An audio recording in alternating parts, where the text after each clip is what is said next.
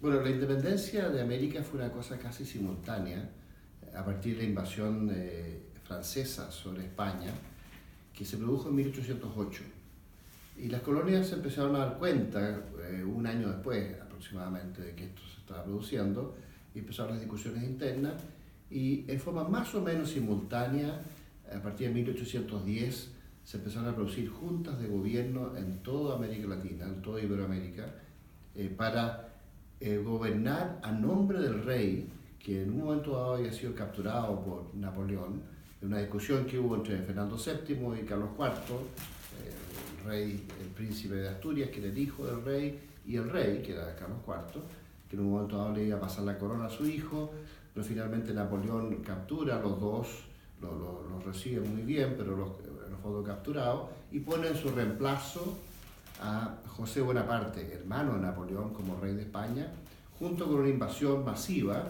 que partió siendo una expedición que los franceses iban a hacer hacia Portugal y le habían pedido autorización a Carlos IV para pasar por esta expedición por el norte de España,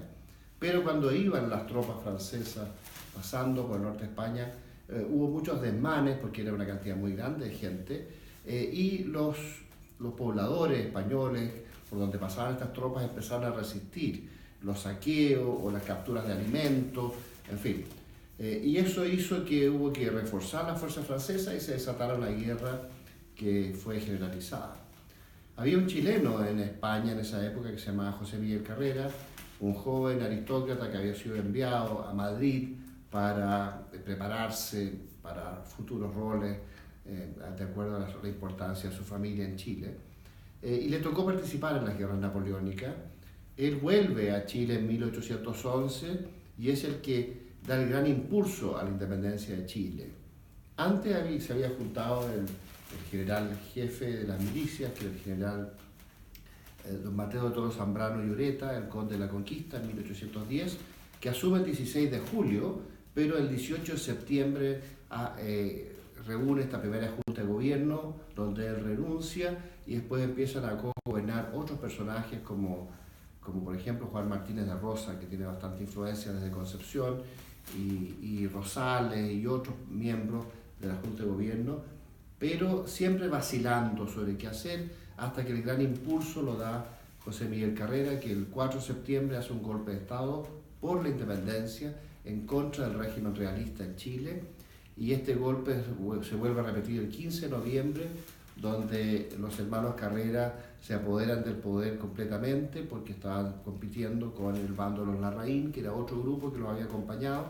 y los Larraín se empezaron a apoderar de todos los puestos. Por lo tanto, José Miguel Carrera hace un segundo golpe el 15 de noviembre para consolidar su poder. Y hace enorme cantidad de reformas y da un impulso brutal a la independencia de Chile, creando la bandera, el escudo, iniciando un programa de educación para la gente, un programa para crear una constitución, que finalmente lo hace en 1812, a reformar el ejército y a transformar la administración, la cantidad de obras que hizo Carrera en aproximadamente un año y medio que estuvo en el poder fue enorme, pero se debe enfrentar a una reacción del Virreinato del Perú que manda fuerzas a Concepción y a Valdivia, que junto con milicianos chilenos y el ejército chileno del sur actúan en contra de Santiago, porque gran parte del ejército chileno todavía en esa época era realista. Y se enfrenta a este ejército creado por Carrera y creado por ciertas milicias en Concepción en contra del ejército realista. Y se produce esta confrontación entre los patriotas y los realistas que se traduce en varias batallas. Carrera, a diferencia de lo que han dicho algunos historiadores de vez en cuando, equivocadamente, Carrera tiene enorme éxito en la batalla de Hierbas Buenas, en la batalla de San Carlos, después el avance sobre Concepción, la toma de Los Ángeles, la toma de Concepción, la captura de Talcahuano, incluso la captura de un par de buques importantes en Talcahuano y en San Vicente, donde estaba en un momento dado un general que venía a reemplazar al general Pareja, que había muerto, que el Pareja había sido reemplazado por el coronel Sánchez en el ejército realista, y venía un brigadier a reemplazarlo y es capturado por Carrera y por sus tropas, específicamente por el capitán Ramón Freire, en la fragata Santo Domingo Guzmán, llamada La Tomas, y captura una cantidad enorme de recursos, en fin, que permite a Carrera consolidar su esfuerzo económico por la independencia. Pero hay rivalidades que se gestan a partir de que Carrera se aleja del poder de Santiago y empiezan sus rivales, sus competidores políticos, a desprestigiar a los Carreras mientras están ellos en campaña, aprovechándose del diario La Aurora de Chile. Ahí tenemos a José Antonio Irizarry y Juan Maquena, que son los que promueven esta división de los chilenos contra Carrera. En un momento dado, Carrera acepta renunciar al ejército y propone él nombrar al coronel Bernardo O'Higgins en su reemplazo, porque lo considera una persona culta, una persona valiente, una persona que en ese momento como aliado de Carrera pensaba José Miguel que iba a ser un buen continuador de su obra. Pero curiosamente, después con el tiempo, O'Higgins se convierte en un enemigo de Carrera, y ahí se produce una enorme división que se traduce finalmente en que los españoles logran reconquistar Chile hacia el año 1814 en una serie de acciones, aprovechándose de la división que había en Chile entre los carrerinos y los o'higginistas. La batalla de Rancagua, finalmente los chilenos son derrotados,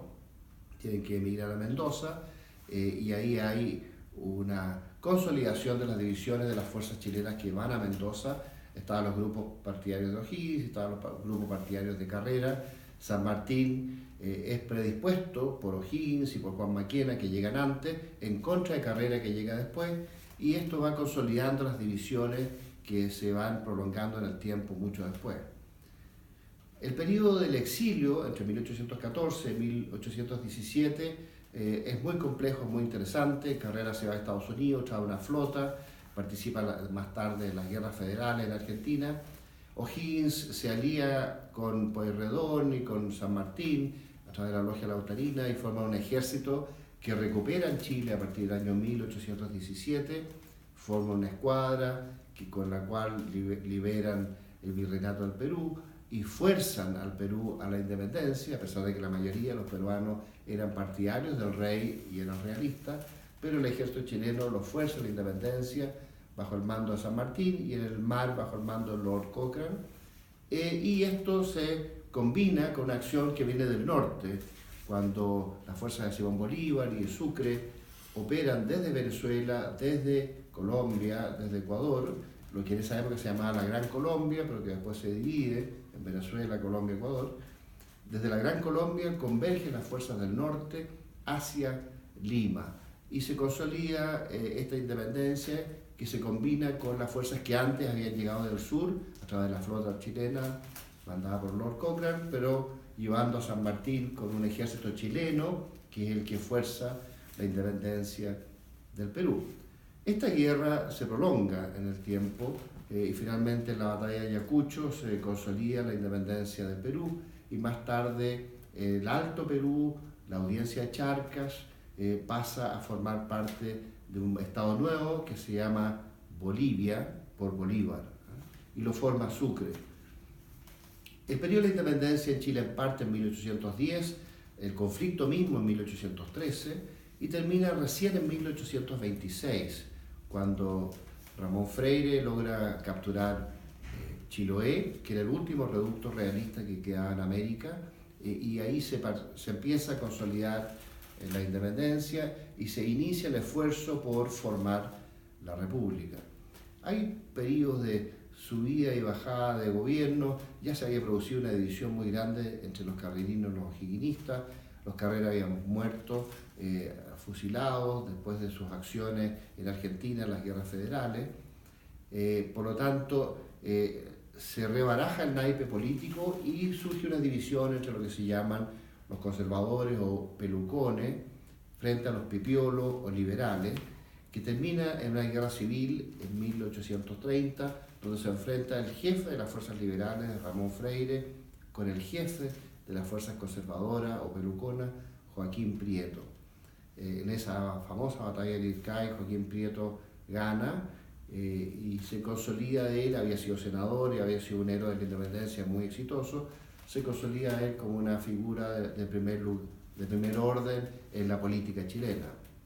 Por eso, un año después, Joaquín Prieto es elegido presidente de la República y es el primer gobierno estable que se da en Iberoamérica entre 1831 y 1836, cuando hay una nueva elección y Joaquín Prieto es reelegido por otro periodo de 5 años entre 1836 y 1841, entregando el poder ordenadamente a un sobrino de él, Manuel Bulnes, que había sido elegido en 1841, y también él es reelegido en 1846 y entrega el poder en 1851 regularmente.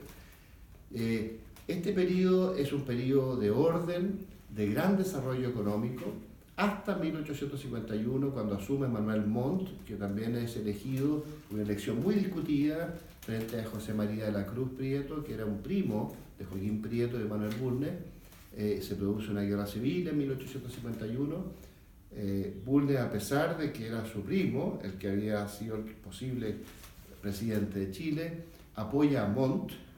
porque había habido un cambio en los electores de Santiago y esa era la fuente de la discusión.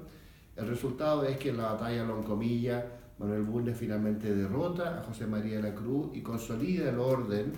organizado en la época de Prieto, y continuando este orden con Manuel Montt, con José Joaquín Pérez, con Federico Errázuriz y con toda una sucesión de gobiernos en el siglo XIX que terminan por hacer de Chile el primer país que ordena una democracia estable en Iberoamérica, y es un periodo de un gran desarrollo económico.